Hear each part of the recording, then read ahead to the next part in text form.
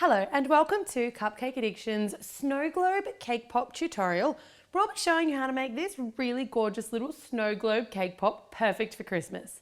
I've seen a few different variations of this cake pop around, and this is just my take on the gorgeous little snow globe cake pop. If you haven't already checked out our great Christmas playlist, make sure that you do. I've got a ton of Christmas cupcakes and cake pops and all things sweet for the festive season, absolutely perfect to get you through the holiday period. Tools and equipment that we will be using today. I'm resting my pop in a polystyrene block. I've got a couple of lollipop sticks, a spoon. I'm going to use edible markers today, so I've got a black and an orange, but you can just use food colouring for this and just use a toothpick or a paintbrush just to apply a little bit of food colouring. We're only using that for some tiny detailing. I've got a couple of different sprinkles. I've got some plain white sequins or large confetti, and I've also got some large Christmas trees. I've got some snowflakes, and I've got some little white nonpareils. So with those sequins, if you can't find them in white, you can just use little dollops of white chocolate. Will also give you the same effect. I've got a Reese's mini peanut butter cup, a Ziploc bag and a pair of scissors. I've got some melted blue chocolate or candy melts and some melted red candy melts. And I've got my pre-rolled cake pop ball. Now, if you don't have a great recipe for getting your cake pops to this stage ready to dip and decorate, I will leave a link in the description box below to the Cupcake Addiction recipe.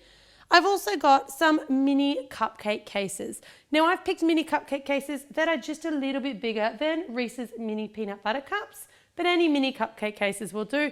If they're a little bit bigger, they're just going to adjust the size of the base of your snow globe. If they're a little bit smaller, once again, they'll just adjust that size. Off to the side, I've also got a mini cupcake tray, which we're going to be using today.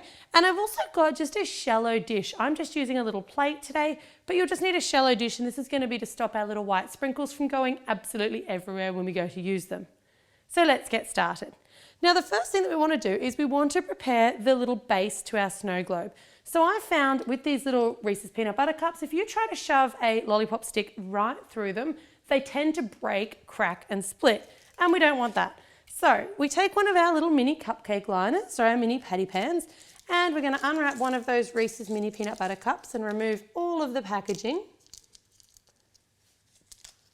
Beautiful. I'm going to take that Ziploc bag and just scoop in a little bit of that red candy melt, pushing it all the way to the end before I seal it up. All right, now I'm just going to cut quite a generous little corner off the end here. It doesn't have to be particularly fine or particularly neat. It's really just so that we can distribute the chocolate where we want it to go.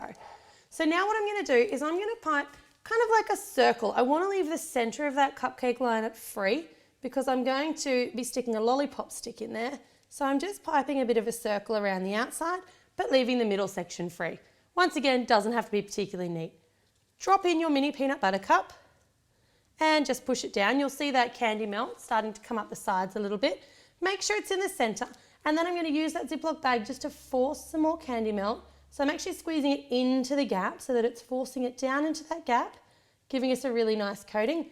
And then I'm going to come out not quite into the center once again. So just around like that.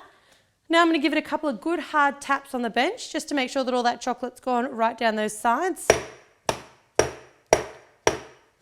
And to smooth it off. That one's going to go off into the fridge for about 15 minutes or so until it's completely set. All right, so when your little snow globe base comes out of the fridge, it's going to be fully set and it's going to look sort of like this. So you just want to peel away the edges and you should have quite a nice little snow globe base, and you'll notice the chocolate's really thin or disappeared in this top section and also in this bottom section. So you want to take your lollipop stick and we'll turn it up this way. You want to stick it in as close to the center as you can, and as you push it through, twist that lollipop stick just to help ease some of the pressure. And you'll see it pop right out the end with a little bit of peanut butter. So you want to push that down sort of about that far. So I've got maybe ½ an inch or so sticking out. Brush off any of that peanut butter that's come out because you don't want that going into your candy melts.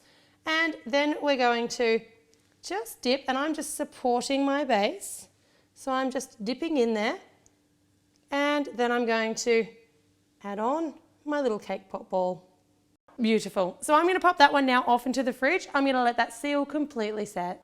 All right, so we're back from the fridge and I'm happy that my little chocolate seal is completely set. Now while I've been waiting for that to set, I've sprinkled out my little white nonpareils into my shallow dish.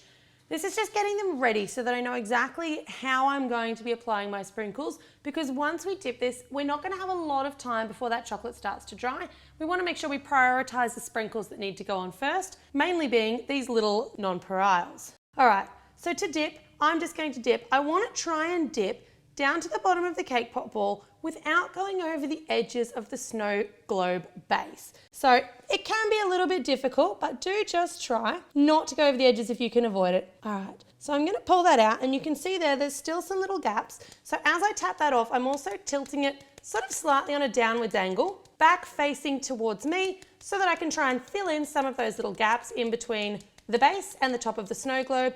Give it a really nice seamless finish. Perfect. If you get any little overhangs like this, just use your finger, swipe around, and I'm actually going to swipe around the whole base there just to give us that nice little finish. And now we want to start applying our sprinkles. So don't worry too much about neatening up that base. I'll show you how to do that shortly. With your sprinkles, these little white nonpareils, you want to do quite a thick coat down at the bottom end of your blue chocolate. And that's just going to be like the snow covering on the ground. Once you've got your little sort of thicker line or your thicker coat, you want to just, from a bit of a height, just sprinkle a really, really light smattering of kind of falling snow, but don't go too crazy here. Beautiful. Now I'm going to pick the side that I want to be my front, and I think this is going to be it. So you want to take your little snowman sprinkles, which are going to be your two. So 1 and 2 of those plain white confetti spots or plain white round sprinkles.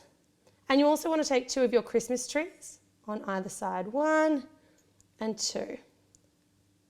Those are your main feature ones. The rest of the snowflakes, they're really, really nice to have, but they're not a need to have. So once you've got your main ones on, then you can go around and just add in a few of your snowflakes. Your snowflakes are also going to be really easy to apply just with a little dollop of melted chocolate if you need to, once that other chocolate has set. Perfect. So you just want to take a skewer or a toothpick, and I found a skewer a little bit better. And I'm actually using sort of the fatter end of that rather than the pointy end, just to drive up those little ridges that have got any blue chocolate in them.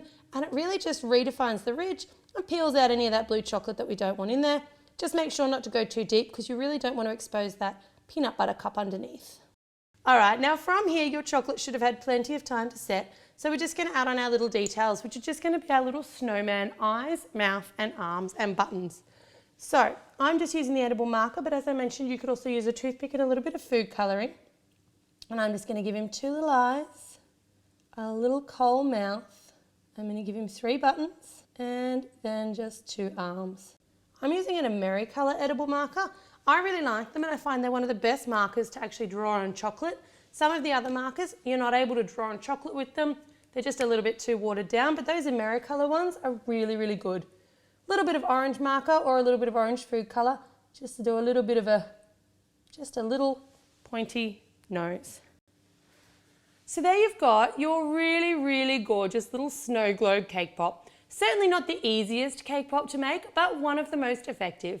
I hope you guys have really enjoyed this snow globe cake pop tutorial. I really enjoyed making it, and I think they're a really nice take on a Christmas favourite in edible sweet form. Thanks very much for watching my Cupcake Addiction.